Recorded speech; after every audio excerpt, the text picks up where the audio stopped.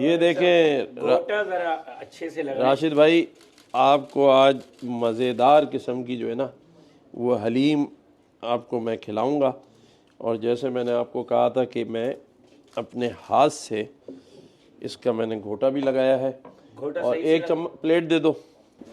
یہ میں آپ کے ساتھ ہیلپ کر اچھا، رہا ہوں نا، میں آپ کے ساتھ شکریہ۔ آج جو ہے وہ دونوں بھائی مل کے جو ہے وہ یہ آپ کے لیے ہمارے ہاتھ سے آپ کھائی ہوئی حلیم کھائیں۔ رافع کو میں نہیں دے رہا ہوں کیونکہ اس نے کوئی میری مدد نہیں کی میں نے تو گھوٹا لگانے میں، آپ نے مدد کی پلیٹ لانے میں، اور رافع کو حلیم بالکل نہیں ملے گی، وہ چلا بھی گیا ہے۔ لیکن اب ہم اندر چل کے آرام سے اس کو تواضع کرتے ہیں، آ جائیں۔ پہلے سے ہی ماشاءاللہ اتنے مصروف مجھے آئیڈیا نہیں تھا کہ وہ کچن کو بھی ٹائم دے سکتے ہیں۔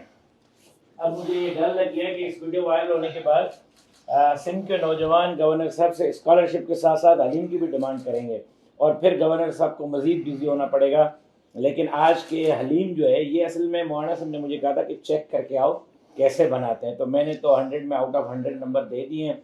جلد جو ہے وہ مولانا صاحب اور گورنر صاحب یہاں انشاءاللہ مل کے حلیم کھائیں گے انشاءاللہ۔ تو مولانا فضل الرحمان صاحب کا میں انتظار کروں گا حلیم پہ، کیونکہ راشد سمرو صاحب نے حلیم پاس کر دیے، اور ان تمام لوگوں کے لیے جو میری بہنیں اور باجیاں اور مائیں دیکھ رہی ہیں، ان کے تمام بیٹوں اور جو ان کے شوہر حضرات ہیں، ان کو میں یہ کہہ رہا ہوں کہ اپنے گھر میں اپنے کچن میں بھی ہاتھ بٹائیں، اور اپنی فیملی کے لیے کبھی نہاری اور کبھی حلیم بنائیں۔